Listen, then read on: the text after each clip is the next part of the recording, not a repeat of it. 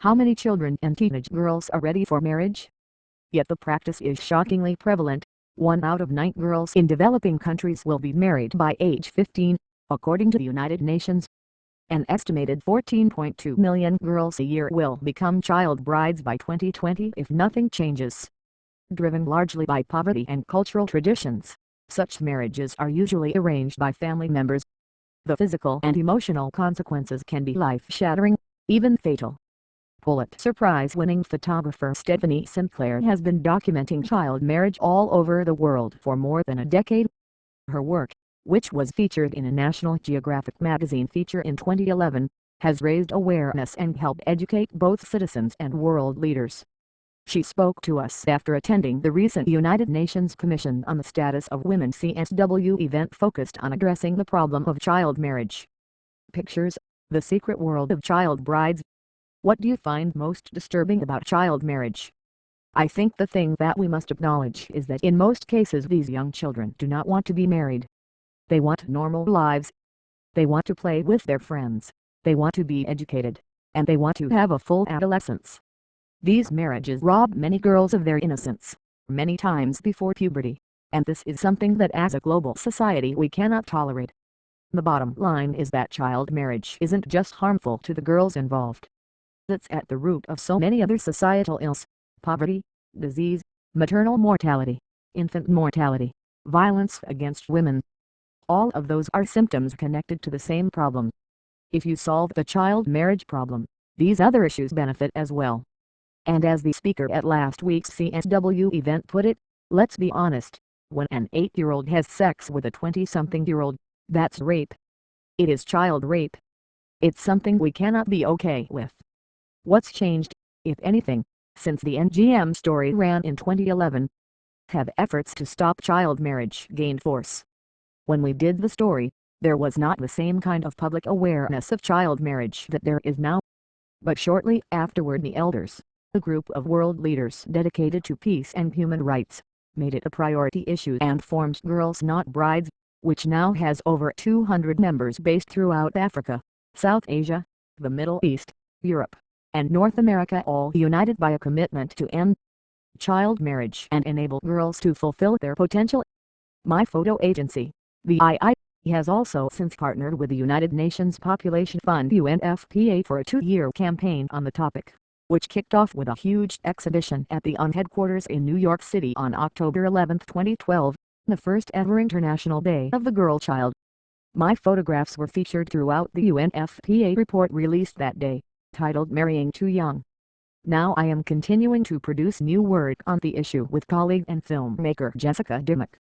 We have an active blog on our campaign website, tooyoungtoad.org, and will be publishing additional stories and updates about where the exhibition will be traveling worldwide. What more can be done? A multifaceted approach is needed to address the issue of child marriage. Education is still the single most protective factor.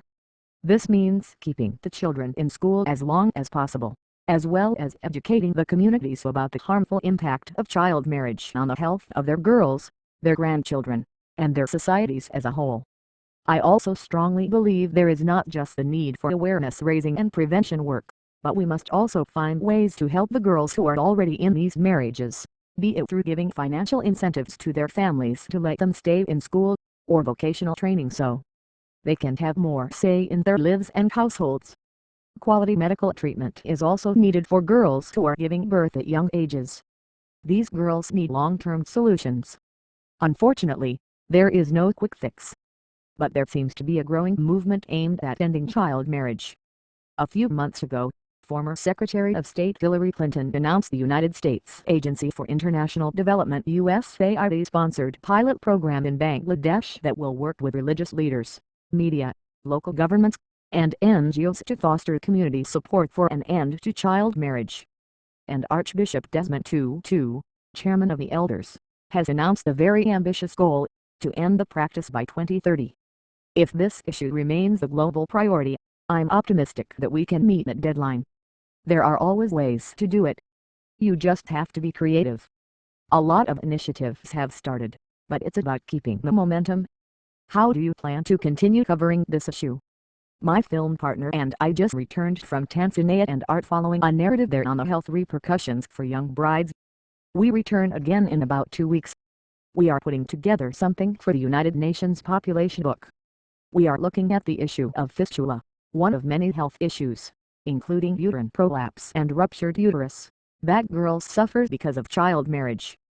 In fact, when I was in Yemen, I interviewed a female gynecologist who told me, when the girls in your country are at the beginning of their lives, the girls in our country are at the end of their lives. You've heard the personal stories of many child brides. Was there one that especially moved or outraged you? They are all heartbreaking, but probably the one that got me the most was the little girl Tani. She was 8 when I met her, but 6 when she was married to her 25-year-old husband in Hajj, Yemen. She is featured in the video we did that went with a National Geographic story. Even though she looks young, her teeth haven't even grown in yet. There is a matter-of-factness about her that makes her seem older, which is clear evidence of trauma. Otherwise she wouldn't be so dissociated talking about her sexual experience at age 8. Serious innocence has been lost. She went to school, she even lived next to a school, but wasn't able to complete her education because once her mother died, there was no one to stand up for her. Are there any happy endings you can share? Yes. In 2010, I photographed a Yemeni girl named Nujud Barley. Nujud was one of the lucky ones. Due to her own bravery and with the help of a female lawyer named Shada Nasser, Nujud was able to get a divorce at age 10, just a few months after her marriage. She is now having a second chance at life. We can only hope that other girls will get the support they need should they want to take the same steps.